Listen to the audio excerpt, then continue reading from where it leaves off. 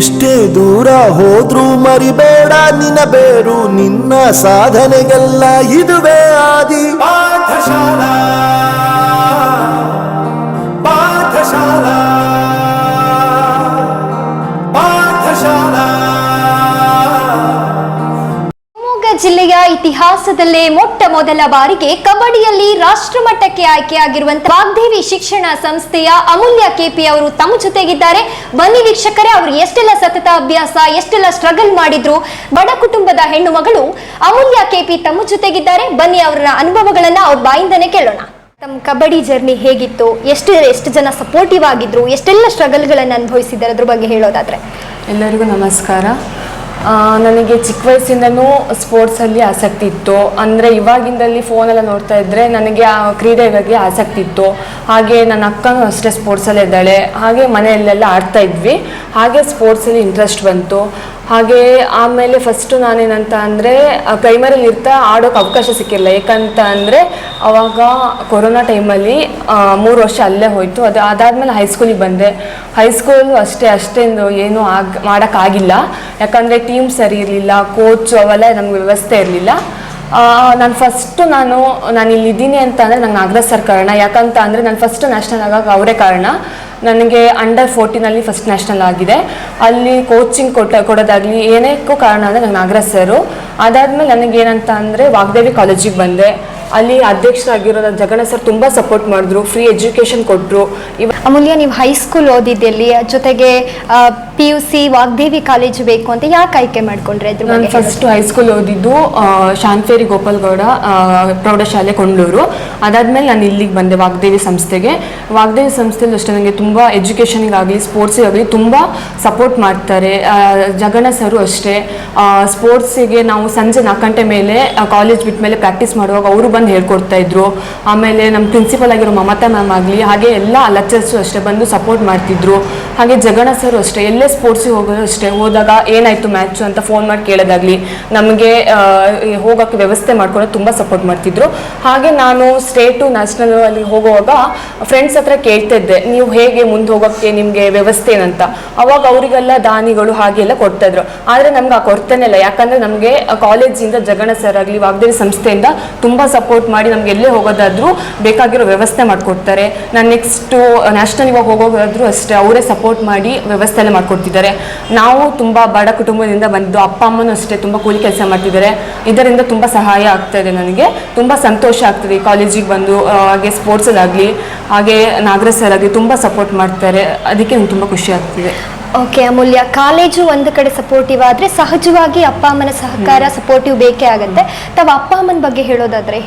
ನನ್ನ ಅಪ್ಪನ ಹೆಸರು ಪೂರ್ಣೇಶ್ ಅಂತ, ಅಮ್ಮನ ಹೆಸರು ಅನ್ನಪೂರ್ಣ ಅಂತ.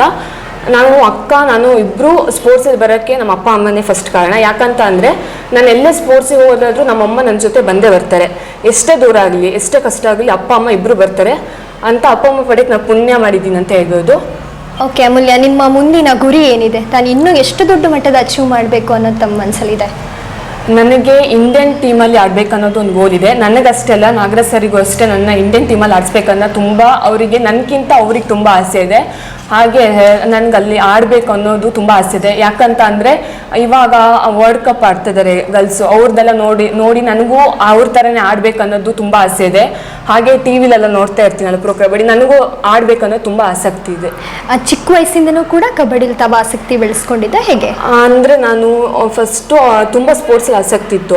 ಅದಾದ್ಮೇಲೆ 8th ಸ್ಪೋರ್ಟ್ಸ್ ಆಡ್ಬೇಕು ಅನ್ನೋದು ಬಂತು. ಕಬಡ್ಡಿ ಬೇರೆ ಎಲ್ಲ ಆಡ್ತಿದ್ರೆ ಬರೀ ಕಬಡ್ಡಿ ಅಥ್ಲೆಟಿಕ್ಸ್ ಎಲ್ಲ ಆಡ್ತಾ ಇದ್ವಿ. ಅದಾದ್ಮೇಲೆ ನಾಗರಾಜ್ ಸರು ಕರ್ಕೊಂಡೋಗಿ ಸಪೋರ್ಟ್ ಮಾಡಿ ಕೋಚ್ ಮಾಡಿ ಹೇಳ್ಕೊಡ್ತಿದ್ದೇನೆ. ಓಕೆ, ಮತ್ತೆ ಬೇರೆ ಎಲ್ಲ ಯಾವೆಲ್ಲ ಪ್ರಶಸ್ತಿಗಳು ತಮಗೆ ಬಂದಿದೆ ಇದುವರೆಗೂ? ಅಂದರೆ ಹೊರಗಡೆ ಎಲ್ಲ ಹೋದಾಗ, ಓಪನ್ ಮ್ಯಾಚಿಗೆಲ್ಲ ಹೋದಾಗ ಸಿಕ್ಕಿದೆ. ಅದಾದಮೇಲೆ ನನಗೆ ತುಂಬ ಖುಷಿ ಕೊಟ್ಟಿದೆ ಅಂತ ಅಂದರೆ ಕೋಲಾರದಲ್ಲಿ ಹೋದಾಗ ಬೆಸ್ಟ್ ರೈಡರ್ ಅಂತ ಒಂದು ಅವಾರ್ಡ್ ಕೊಟ್ಟಿದ್ರು. ಅದು ನಂಗೆ ತುಂಬ ಮೂಮೆಂಟಬಲ್ ಅಂತ. ಎಕ್ಸ್ಟ್ರಾ ಬೇರೆ ಎಲ್ಲ ಆ್ಯಕ್ಟಿವಿಟೀಸಲ್ಲಿ ತೊಡ್ಕೊಂಡಿದ್ದೀರಾ ಹೇಗೆ?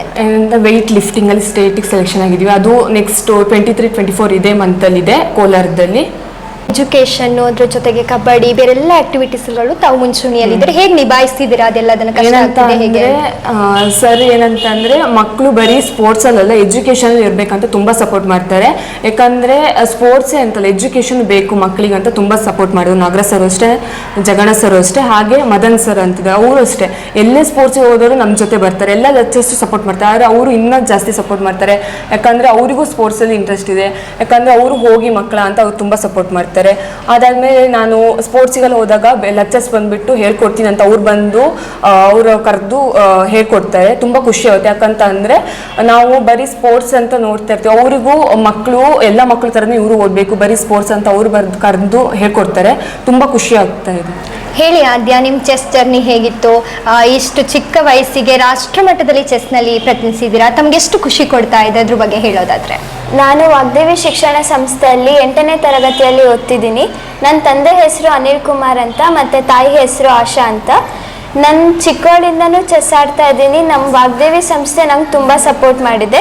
ನಾನು 1ನೇ ಕ್ಲಾಸಿಂದ 8ನೇ ಕ್ಲಾಸ್ವರೆಗೂ ಎಷ್ಟು ಟೂರ್ನಮೆಂಟ್ ಆಡಿದ್ದೀನಿ ಅದಕ್ಕೆಲ್ಲದೂ ವಾಗ್ದೇವಿ ಸಂಸ್ಥೆ ತುಂಬ ಸಪೋರ್ಟ್ ಮಾಡಿದೆ. ನನ್ನ ತಂದೆ ತಾಯಿ ಕೂಡ ಸಪೋರ್ಟ್ ಮಾಡಿದ್ದಾರೆ, ಹಾಗೆ ನನ್ನ ಚೆಸ್ ಸರ್ ಆಗಿರುವಂಥ ನಾಗರಾಜ್ ಸರು ತುಂಬ ಸಪೋರ್ಟ್ ಮಾಡಿದ್ದಾರೆ ನನಗೆ.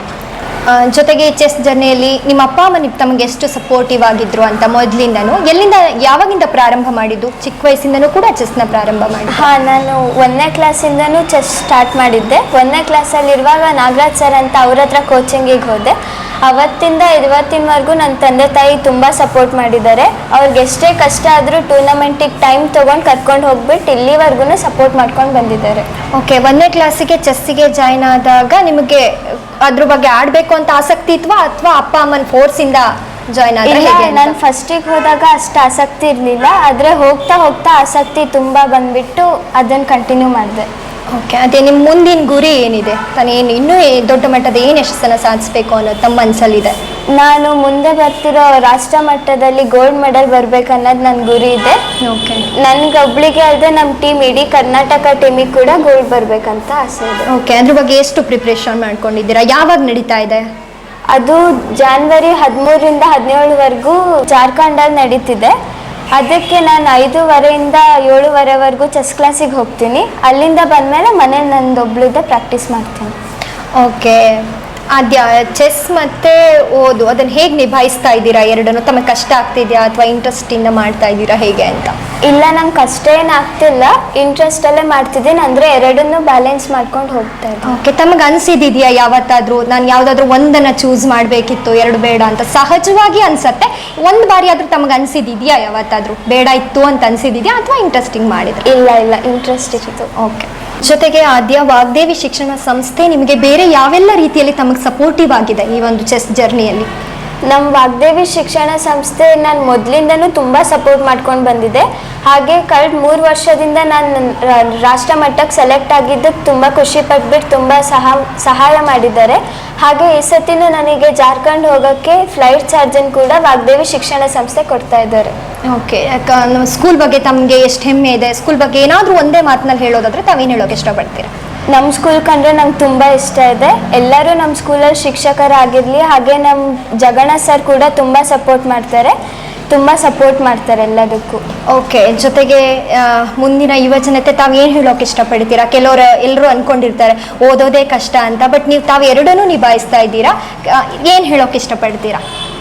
ಅದು ನಮ್ಮ ಮೇಲೆ ಡಿಪೆಂಡ್ ಆಗುತ್ತೆ. ನಾವು ಓದೋದು ಮತ್ತು ಚೆಸ್ ಆಡೋದು ಎರಡನ್ನೂ ನಿಭಾಯಿಸ್ಕೊಂಡು ಹೋದರೆ ಎಲ್ಲರಿಗೂ ಆಗತ್ತೆ. ಅದು ನೀವು ಮೊದಲಿಂದನೂ ಕೂಡ ವಾಗ್ದೇವಿಯಲ್ಲೇ ಓದಿದ್ದು ಚಿಕ್ಕಂದಿನಿಂದ ಕೂಡ. ತಮ್ಗೆ ಎಷ್ಟು ಖುಷಿ ಆಗ್ತಿಲ್ಲ? ಬರೀ ಓದು ಅಂತ ಮಾತ್ರ ಇದು ಮಾಡ್ತಾರೆ, ಬಟ್ ಈ ಸ್ಕೂಲಲ್ಲಿ ಹಾಗಿಲ್ಲ. ಯಾಕಂತ ಹೇಳಿದ್ರೆ ಬರೀ ಶಿಕ್ಷಣಕ್ಕಷ್ಟೇ ಅಲ್ಲದೆ ಕೂಡ ಕ್ರೀಡಾ ಕ್ಷೇತ್ರದಲ್ಲೂ ಕೂಡ ಎಲ್ಲರೂ ಕೂಡ ದೊಡ್ಡ ಮಟ್ಟದ ಯಶಸ್ಸನ್ನು ಸಾಧಿಸ್ತಿದ್ದಾರೆ. ತಮಗೆ ಎಷ್ಟು ಹೆಮ್ಮೆ ಇದೆ ಅವರೆಲ್ಲರ ಬಗ್ಗೆ ಹೇಳೋದಾದ್ರೆ? ವಾಗ್ದೇವಿ ಶಿಕ್ಷಣ ಸಂಸ್ಥೆ ಸ್ಪೋರ್ಟ್ಸಿಗೂ ತುಂಬ ಪ್ರಾಮುಖ್ಯತೆ ಕೊಟ್ಟಿದ್ದಾರೆ ಮತ್ತು ತುಂಬ ಸಪೋರ್ಟ್ ಕೂಡ ಮಾಡಿದ್ದಾರೆ.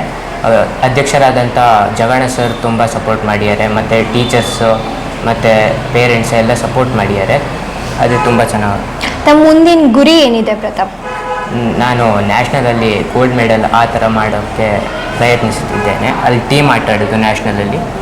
ತಮಗೀಗ ಚೆಸ್ ಜೊತೆಗೆ ವಿದ್ಯಾಭ್ಯಾಸ ಎರಡನ್ನೂ ಕೂಡ ಮ್ಯಾನೇಜ್ ಮಾಡ್ತಾ ಇದ್ದಾರೆ, ಕಷ್ಟ ಆಗ್ತಿದೆಯಾ ಹೇಗೆ? ಇಲ್ಲ, ಅದನ್ನು ಮ್ಯಾನೇಜ್ ಮಾಡ್ತೀನಿ, ಇದನ್ನು ಮ್ಯಾನೇಜ್ ಮಾಡ್ತೀನಿ. ಎಲ್ಲ ಅಡ್ಡಿ ಅಂದರೆ ಇಷ್ಟಪಟ್ಟು ಮಾಡ್ತಿದ್ದೀರಾ? ಈ ಡಿಪಾರ್ಟ್ಮೆಂಟ್ ಗೇಮ್ಗಳನ್ನ ಬಿಟ್ಟರೆ ಬೇರೆಲ್ಲಾದರೂ ಹೋಗಿದ್ದೀರಾ ಅಥವಾ ಅಚೀವ್ ಮಾಡಿದ್ದೀರಾ ಅದ್ರ ಬಗ್ಗೆ ಹೇಳೋದಾದ್ರೆ? ನಾನು ತುಂಬ ಟೂರ್ನಮೆಂಟ್ ಆಟಾಡೀನಿ, ಬೆಂಗಳೂರು ಇನ್ನು ಸ್ಟೇಟಲ್ಲೆಲ್ಲ ಆಟಾಡೀನಿ. ಅದರಲ್ಲೆಲ್ಲ ತುಂಬ ಟ್ರಾಫೀಸ್ ಎಲ್ಲ ಬಂದಿದೆ. ಅದು ತುಂಬ ಎಷ್ಟು ಟ್ರೋಫಿ ಬಂದಿದೆ? ಜೊತೆಗೆ ತಮಗೆ ಫಸ್ಟ್ ಬಂದಂತಹ ಟ್ರೋಫಿ ಅದು ಯಾಕಂತ ಹೇಳಿದ್ರೆ ಪ್ರಥಮ ಸಹಜವಾಗಿ ಎಲ್ರಿಗೂ ಅಷ್ಟೇ, ಯಾವುದಾದ್ರೂ ಫಸ್ಟ್ ಇದು ಬೆಸ್ಟ್ ಅಂತ ಹೇಳ್ತೀವಿ, ಈಗ ನೆಕ್ಸ್ಟ್ ಸಾಕಷ್ಟು ಬಂದಿರ್ಬೋದು, ಫಸ್ಟ್ ಬಂದಿದ್ದು ತಮಗೆ ಮೆಮೊರಿ ಆಗಿ ಉಳಿಯುತ್ತೆ. ಅದ್ರ ಬಗ್ಗೆ ಹೇಳೋದಾದ್ರೆ ಯಾವ್ದು ಫಸ್ಟ್ ಬಂದಿರೋದು? ನಾನು ಫಸ್ಟ್ ಟೂರ್ನಮೆಂಟ್ ಅಂದರೆ ನಾನು 4ನೇ ತರಗತಿಯಲ್ಲಿ ಹೋಗಿದ್ದೆ. ಅದು ಕೋಣಂದೂರಲ್ಲಿ ಇತ್ತು. ಅದರಲ್ಲಿ ಫಸ್ಟ್ ಪ್ಲೇಸ್ ಬಂದಿತ್ತು. ಫಸ್ಟ್ ತಗೊಂಡಿದ್ದು. ಇದುವರೆಗೂ ಎಷ್ಟು ಪ್ರಶಸ್ತಿಗಳಿದೆ ತಮ್ಗೆ ಅಂದಾಜ್ ಪ್ರಕಾರ? ಎಷ್ಟು ಪ್ರಶಸ್ತಿಗಳು? 40 ಮೇಲೆ. 40. ನೋಡಿದ್ರಲ್ಲ ವೀಕ್ಷಕರೇ, ತೀರ್ಥಹಳ್ಳಿಯ ವಾಗ್ದೇವಿ ಶಿಕ್ಷಣ ಸಂಸ್ಥೆಯ ಇಬ್ಬರು ವಿದ್ಯಾರ್ಥಿಗಳು ಚೆಸ್ನಲ್ಲಿ ರಾಷ್ಟ್ರಮಟ್ಟಕ್ಕೆ ಆಯ್ಕೆಯಾಗಿದ್ದಾರೆ. ಒಬ್ಬರು ವಿದ್ಯಾರ್ಥಿನಿ ಕಬಡ್ಡಿಯಲ್ಲಿ ರಾಷ್ಟ್ರಮಟ್ಟಕ್ಕೆ ಆಯ್ಕೆಯಾಗಿದ್ದಾರೆ. 3 ವಿದ್ಯಾರ್ಥಿಗಳಿಗೂ ಕೂಡ ಅಭಿನಂದನೆಗಳು. ವಾಗ್ದೇವಿ ಶಿಕ್ಷಣ ಸಂಸ್ಥೆ ಇನ್ನು ಹೆಚ್ಚು ಪ್ರತಿಭೆಗಳನ್ನ ಕೊಡುವಂತಾಗ್ಲಿ, ಕರ್ನಾಟಕದಾದ್ಯಂತ ಇವರ ಹೆಸರು ಮಿಂಚುವಂತಾಗ್ಲಿ ಅಂತ ಬಯಸ್ತಾ ಇನ್ನಷ್ಟು ಹೊಸ ಪ್ರತಿಭೆಗಳ ಜೊತೆ ತಮ್ಮ ಮುಂದೆ ಬರ್ತೀನಿ. ನಮಸ್ಕಾರ. ನಮ್ಮೂರ್ ಎಕ್ಸ್‌ಪ್ರೆಸ್, ನಿಮ್ಮ ಸುದ್ದಿಯ ಜೊತೆಗಾರ.